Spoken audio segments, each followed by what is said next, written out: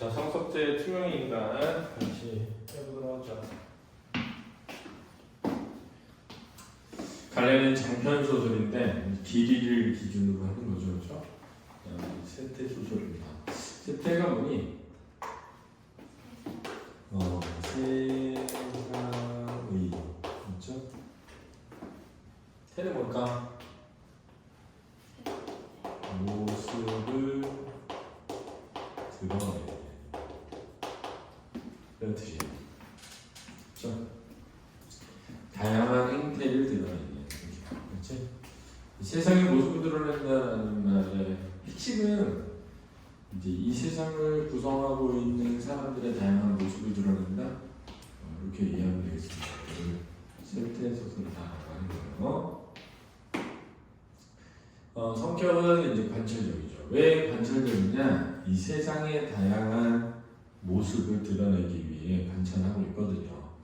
그렇죠?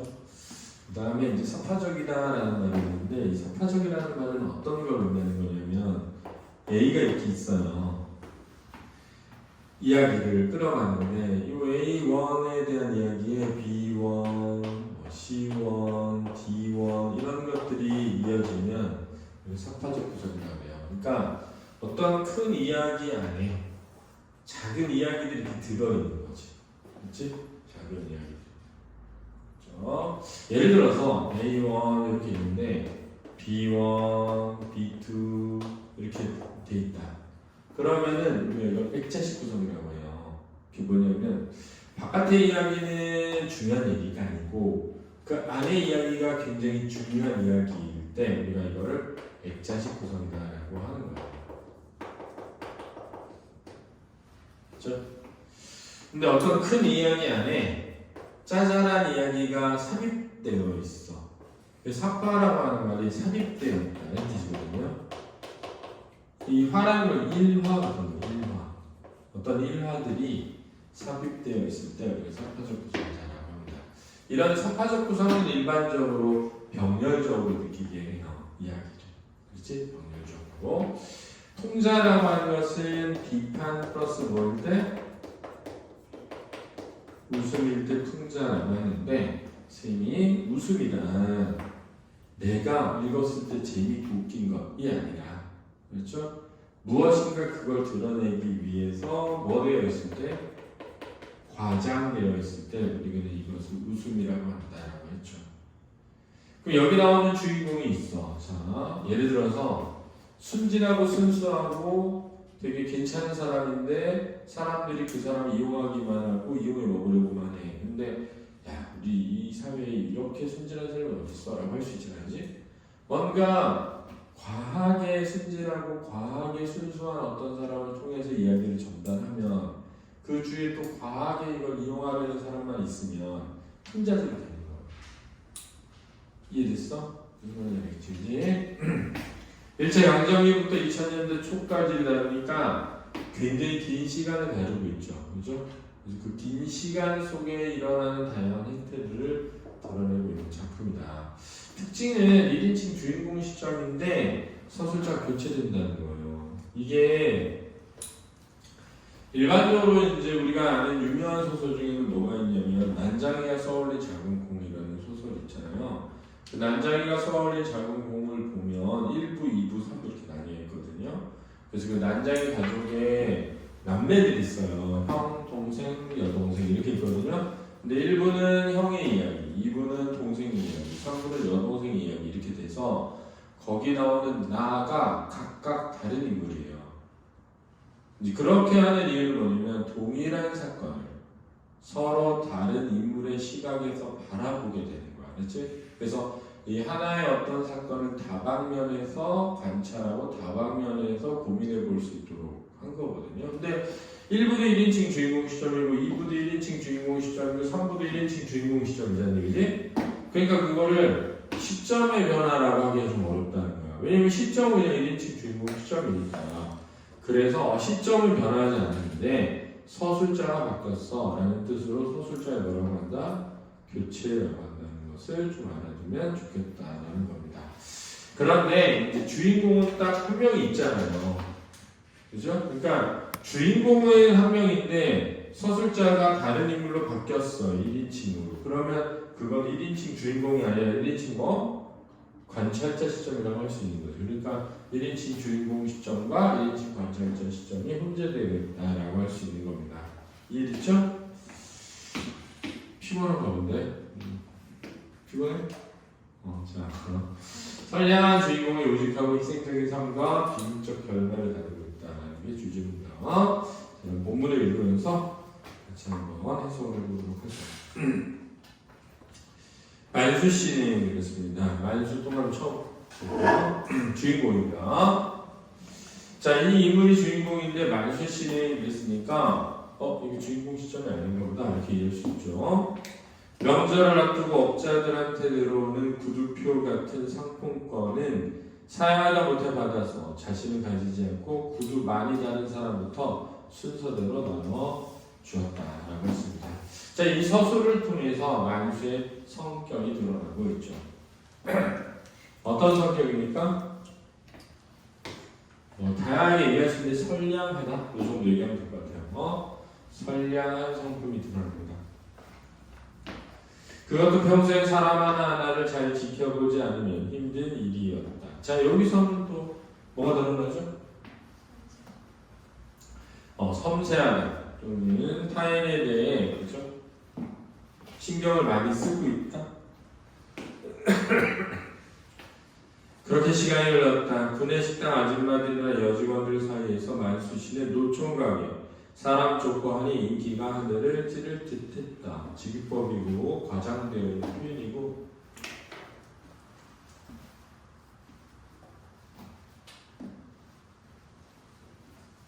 공장 전체 인원 600명 중 여자는 30명도 안 되는데 그중 3분의 1이 구내 식당에 있었다. 그러니까 이 말은 뭐냐면 구내 식당의 아줌마들의 평판은 여자들 대부분의 평판이었다. 이런 뜻이 알았지? 그런데 어느 때부터인가 여자들 사이에 이상한 소문이 났다. 만수씨와 내가. 자, 나도 그럼 치면 자, 만수씨가 주인공이라고 할 때 그러면 1인칭 무슨 시점이 되죠? 관찰자 시점이 될 수 있겠죠. 그죠? 전부터 사귀던 사이이고 둘 사이에 아기가 있는데 그 아이를 만수씨가 키우고 있다는 시기였다. 이렇게 되네요. 자, 이 소문에서 알 수 있는 건 뭐냐면 만수라는 인물에 대한 여자들의 평가를 알 수 있습니다. 뭐죠? 착하다, 순진하다, 순박하다 이런 거죠. 그죠? 왜냐면 여러분 잘 모르겠지만 애를 남자가 다시 키운다. 그럼 그 남자 참 착하네 이렇게 얘기한단 말이에요. 예를 들어서 엄마랑 아빠 이혼해 만약에 그러면 누구랑 살까? 보통 누가 키워? 아빠가 키우니 엄마가 키우니? 몰라? 생각해본 적이 야 사회에 무관심해가지고 어떻게 사회에 나가서 생활하려고 해? 또 누가 키워? 엄마가 키우는 경우가 많지. 아빠는 뭐 보내주고 양육비 보내주고 이런 경우가 많단 말이에요. 근데 이제 보통 남자가 키운대 라는 말은 그 남자 참 착하다. 그치? 요즘은 아니고요. 요즘은 근데 어쨌든 그렇다. 같이 아이를 맡아서 키운다는 거. 내가 딴 남자하고 바람이 나서 아기를 버리고 떠나갔다가 그 남자한테 실증이 나자 다시 만수씨에게 빌붙어서 피를 빨아먹고 있다는 것이었다. 자, 이 부분에서는 또 뭘 할 수 있죠? 이 여자들의 질투심이 드러나고 있죠. 그죠? 나에 대한 질투심이죠. 나에 대한 질투심은 무엇 때문에 만들어지는 거야? 만수에 대한 긍정적인 호감 때문에 또 만들어지는 거죠. 그죠?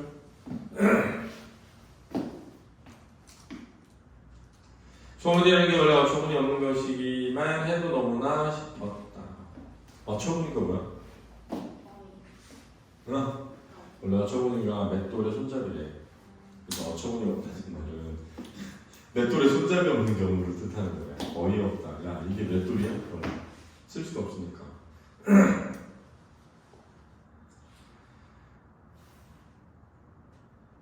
건드리면 더 터질 것만 같아. 아예 아무 말을 하지 않았다. 자, 여기서 이제 나의 입장과 태도가 드러나죠, 그죠? 입장과 태도가 드러나죠.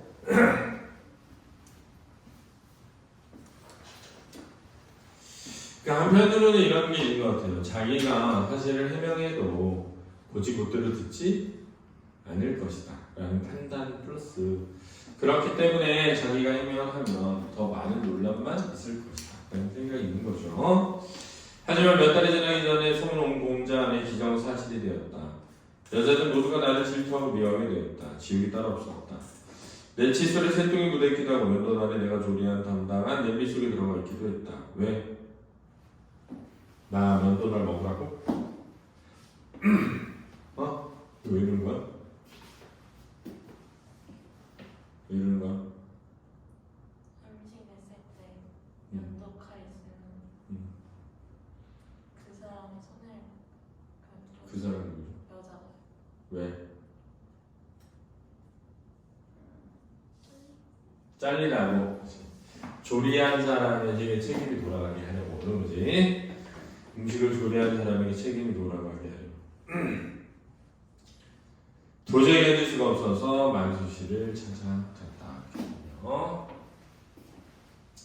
미안합니다. 저 때문에 오해를 받아 많이 괴로우신 걸 잘 압니다. 제가 아무리 아니라고 해도 사람들이 의심을 더하니까 어쩔 수가 없네요.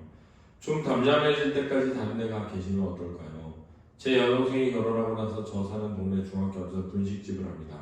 거기를 좀 도와주세요. 월급은 지금보다 많이 드리라고 할게요. 부탁합니다. 자, 이 부분이 이제 만수의 이야기를 그죠? 나의 입장에서 전하고 있는 거예요. 이 만수의 대화에서 만수의 성격이 드러나죠. 뭐죠? 지나치게 배려한다는 거죠. 지금 생각해보세요. 지금 지옥 같은 생활하고 있는 건 아직 만수가 아니잖아요, 그지? 그리고 그 원인이 만수에게 있는 것도 아니잖아요, 그지? 근데 그거를 미안해하면서 해결해 주려고 하는 과정을 보면 진짜 자식 키우고 있어야 할 수 있는 정도 아니야? 그치? 그럼 미안해할 수는 있지. 아, 미안하게 됐다. 난 아니라고 하는데 이런 소문이 도는데 그쪽에서도 좀 고소고발 하시죠. 이래야지.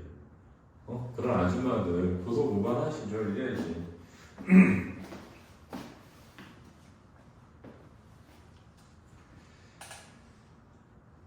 부탁합니다.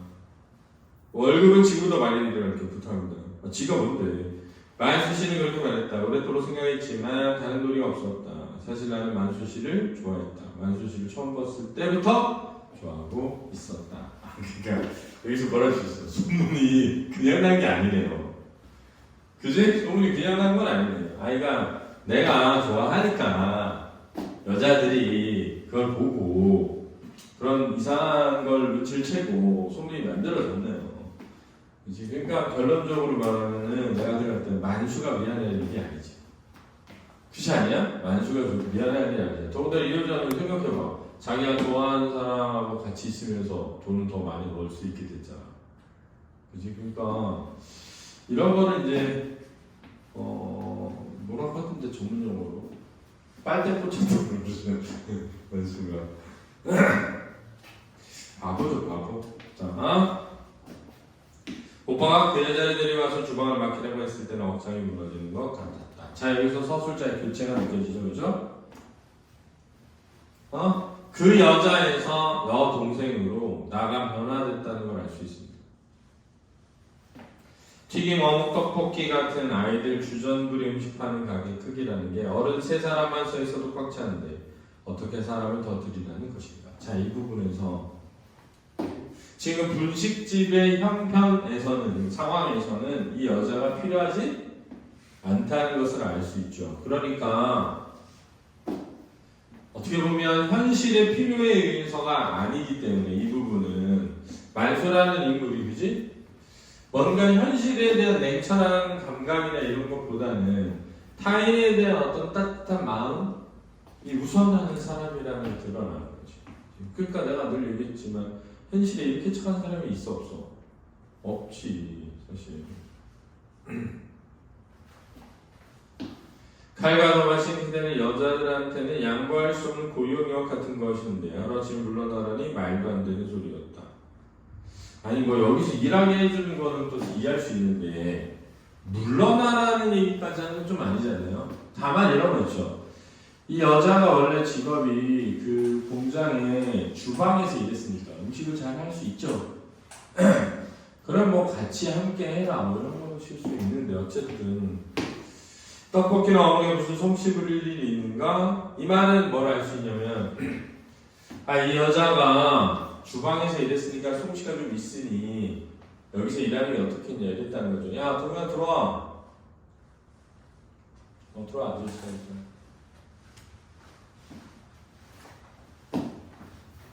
공부하고 있어.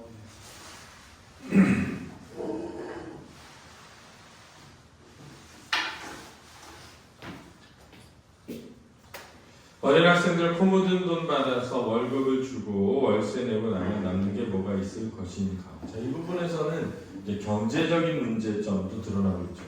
그렇지? 내가 거기까지 얘기했을 때, 자, 이 부분을 보면, 내가 이런 얘기들을 오빠에게 했으면 알 수 있죠. 그죠?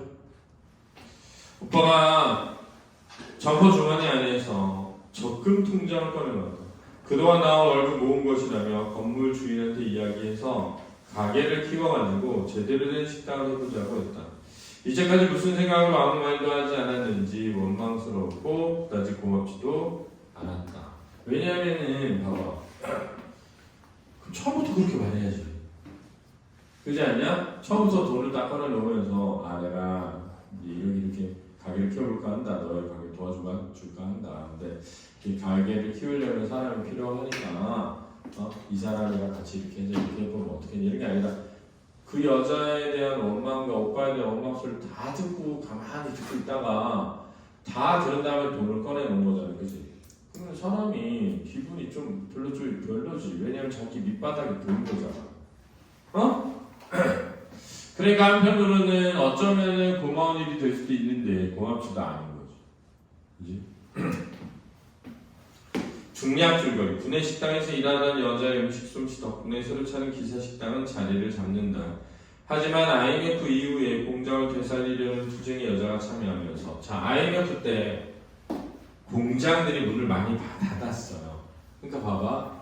IMF를 겪었던 사람들은 그래 맞아 이때 공장 문 많이 닫았어 라고 하면서 그 당시를 뭐 할 수 있어? 떠올릴 수 있고 IMF를 잘 모르는 여러분 같은 세대는 IMF 때 이런 일들이 많이 벌어졌구나 라고 이해할 수 있게 되잖아. 이런 걸 뭐라고 한다? 세태소설이라고 하는 거야. 그렇지? 그러니까 봐봐. 어떤 특정한 인물의 뭐 비밀에 얽힌 이야기가 드러난다거나 막 이런 거보다는 역사적으로 일어난 다양한 사회에 있었던 다양한 일들과 그 다양한 일들이 삶에 어떤 영향을 미쳤고 어떤 일이 있었는지를 쭉 시간이 흘러가면서 보여줘. 세태소설이라고 하는 거야. 그러면서 식당 운영에 차질이 생긴다. 이 여동생의 남편이 만수에게 불만이 들어왔다.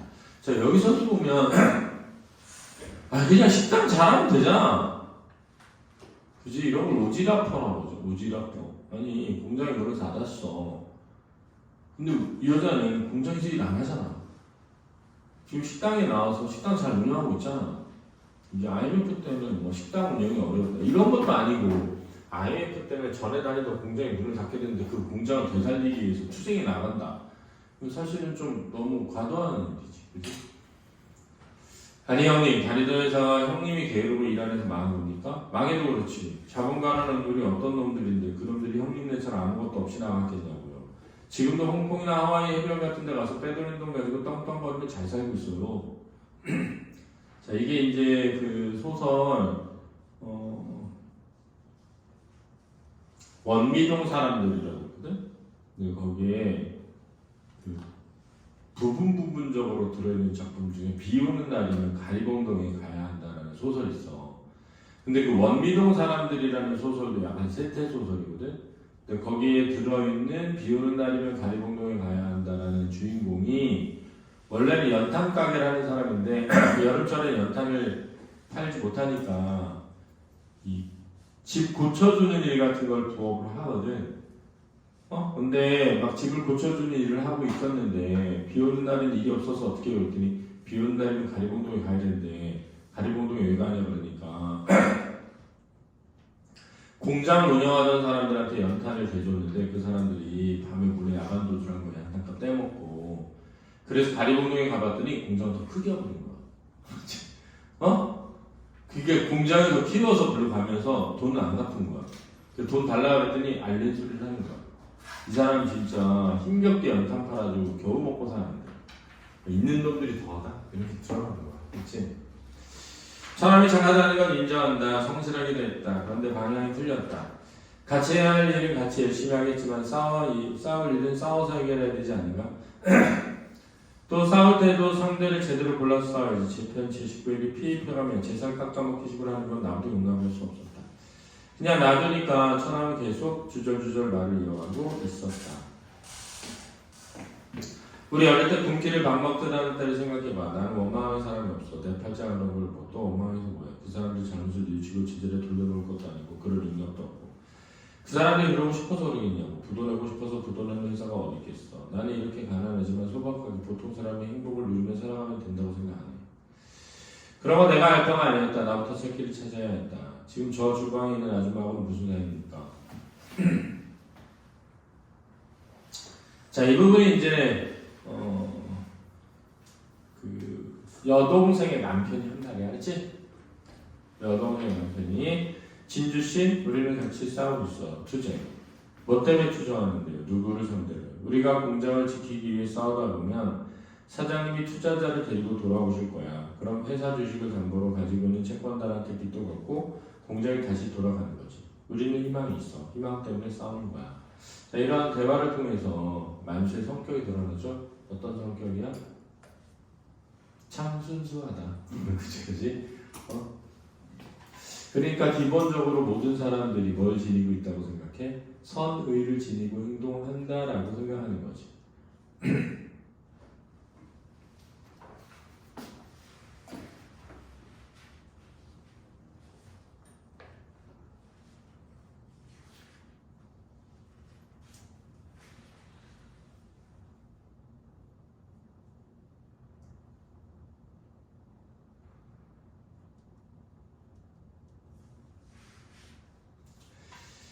자, 진주씨, 그럼 무엇 때문에 투자하는데 누구를 상대로? 우리가 공장을 지키기 이럴 거야. 그런데 수민이 엄마는 아내야.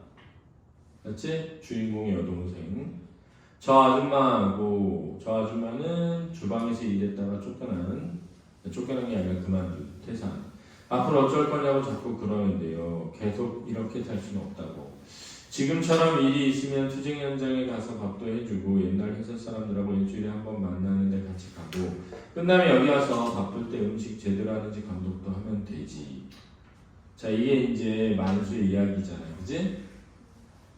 참 자기 편할 대로 생각하는 거죠. 그지? 우리 식당 하루 24시간 돌아가는 겁니다. 왜냐면 기사식당이니까. 기사식당은 기사들이 막 택시기사들 보면은 새벽부터 밤늦게까지 다 일하잖아요. 그지? 교대로. 그러니까 식당 같은 경우는 굉장히 오랜 시간 한단 말이에요. 영업을. 밤늦게 하는 사람도 있고. 누구는 자기 하고 싶은 대로 멋대로 일했다 말았다 하고. 누구야 이게? 그 여자죠. 그죠? 식당에서 일했던 여자. 월급은 사장보다 더 챙겨가고. 사장은 누구죠? 수민이 엄마. 그지? 여동생. 누구는 하루 24시간 꼬박 일하고 있는데 수민이 엄마가 무슨 죄를 졌습니까? 그런다고 형님이 돈이나 많이 주는 것도 아니고 집도 그렇죠. 지금 애들 자꾸 크니까 고용 문제도 그렇고 집을 옮겨야 되고 하는데 돈 생기는 데는 기사식당밖에 없지 않습니까? 그런데 그 돈을 형님이 다 통장에 집어넣고 꼭 움켜쥐고 있다고. 아니 그건 아닌데 여기 재료비하고 인건비 월세 제하고 나서 또 우리 공장에서 같이 투쟁하는 식구들 먹고 자고 각자 가족이 있으니까 최소한 앞가림은 해야 하고 그러느라고 다 썼지. 우리 공장 때문에 소송도 걸려있고 거기에 돈이 엄청나게 들어가서 말이지. 내가 뭘 쥐고 있겠어. 내가 장부에 다 기록해놨어. 자, 이게 진짜 또 답답한 얘기지. 그치? 아니 기사식당에서 번 돈을 왜 거기다 갖다 쓰냐고. 그건 이제 법적으로도 문제가 될 수 있는 거야 사실은. 왜냐면은 그 기사식당의 이익이 그 기사식당에 투자를 하도록 도와준 오빠에게만 있는 건 아니잖아, 만수에게만. 그지? 그러면은 월급하고 주기로 한 돈만 주는 게 아니라 남는 돈은 기사식당에 남겨둬야지. 그래야 나중에 식당에 다시 뭐 그릇을 바꾼다든가 뭘 바꾼다든가 할 때도 돈이 들어가야 되고. 근데 그걸 다 갖다 쓰면 안 되는 거지 사실. 그것도 또 다른 데다 갖다 쓰는 거잖아. 더군다나 공장에서 일하다가 공장이 망해가지고 이 돈을 못 벌게 된 사람들 생활비 하라고 주는 거 아니니? 그 사람들이 와서 기사식당에서 일을 하는 것도 아니고. 그러니까 이런 건 진짜 답이 없는 거야. 생각할 때는 이런 거 있잖아. 이게 당연한 거야. 내가 생각할 때는 여기로 가는 게 당연한 거야. 이렇게 말할 수 있나? 라고 생각해. 이거 그냥 바보 같은 삶이지. 바보 같은 삶. 근데 어떻게 보면 이런 바보 같은 사람들이 이 세상을 비춰줄 수도 있죠. 비춰줄 수도. 아니 그러면 지가 잘 되면서 이래야지. 그지?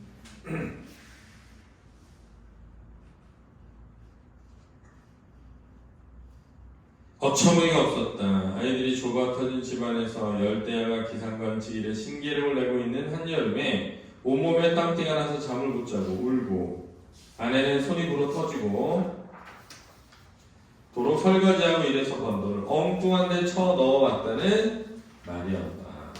이게 이제 그렇죠. 여동생의 남편 입장에서의 이 상황에 대한 인식이죠. 그렇죠? 그만큼 인식의 차이가 뭐다? 크다라는 것을 드러내고 있는 겁니다. 알았죠?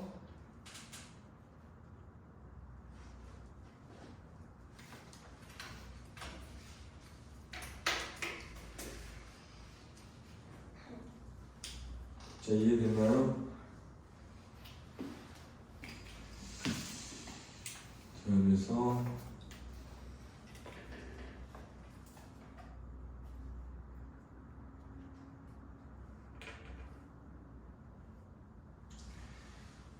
잘 알아두시고 특히 이제 C 부분 있잖아. 여기에 처남이 착하다는 건 인정한다 이 부분.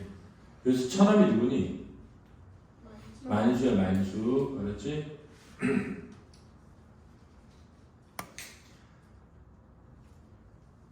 근데 이제 처남이 그러면은 자기보다 그러니까 처가 아내잖아. 남은 남자 동생 또는 남자 오빠를 뜻하는 거야, 그렇지? 그래서 처남이라고 하는데 자기 와이프의 오빠는 원래 손이 처남이라고도 해, 그렇지? 근데 이제 우리가 보통 처남 그러면 와이프의 남동생만 가리키는 말인 줄 아는 경우가 있거든. 왜냐면 와이프의 오빠들은 형님이라고도 많이 해. 근데 처남이라는 말은 그냥 처의 남자 형제들이라는 뜻이야. 그래서 우리 어릴 때 요 줄표 있는 거 있잖니. 우리 어릴 때 이 부분은 누가 한 말이야? 만수가 한 말이야, 알았지? 그 밑에 그런 건 내가 할 바 아니었다. 요거 있지. 요거는 그 여동생의 남편이 한 말이야, 알았지? 그래서 나부터 살 길을 찾아야 했다. 나가 누구야? 여동생의 남편이야, 알았지? 그럼 여기서 나부터 살아야 된다라는 말이 지금 만수의 입장과 서로 반대되고 대비되는 거지. 만수는 남을 위해서 살고 있잖아. 자기가 번 돈을 다 남에게 갖다 주면서. 그러니 이 부분도 좀 잘 누가 한 말인지 잘 파악해둬야 됩니다. 이거였습니다.